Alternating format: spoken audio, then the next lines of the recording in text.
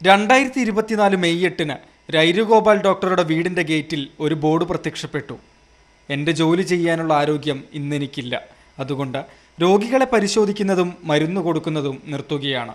ഇങ്ങനെയായിരുന്നു ബോർഡിലെ വരികൾ.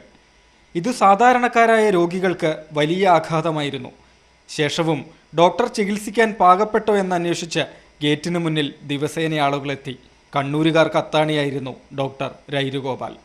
50 വർഷത്തിലേറെ 2 രൂപ മാത്രം വാങ്ങിയായിരുന്നു ഡോക്ടറുടെ ചികിത്സ. 2024 വരെ രോഗികളെ നോക്കിയിരുന്നു. ഇടയ്ക്ക് ഒരു ചെറിയൊരു അസുഖം വന്ന സമയത്ത് ഇടയ്ക്കൊന്ന് നിർത്തി വെച്ചിരുന്നു. പക്ഷേ വീണ്ടും രോഗികളെ നോക്കാൻ തുടങ്ങിയിട്ടുണ്ടായിരുന്നു.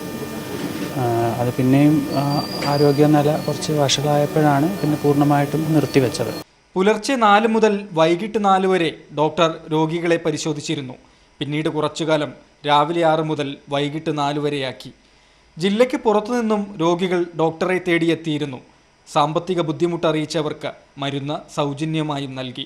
5 രൂപ ഫീസിൽ ഡോക്ടറെ കൺസൾട്ടേഷൻ, അതും ഇൻഡെപ്ത് കൺസൾട്ടേഷൻ അല്ലേ. ഇപ്പോഴത്തെ ഡോക്ടർ 2 മിനിറ്റ് ഉണ്ടല്ല.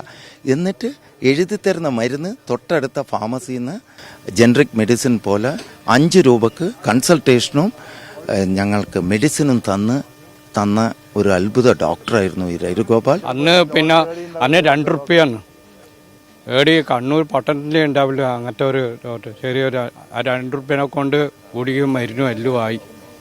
അങ്ങനെയുള്ള ബന്ധമാണ്. ജനകീയ ഡോക്ടറുടെ നിര്യാണത്തിൽ മുഖ്യമന്ത്രി അടക്കം അനുശോചിച്ചു.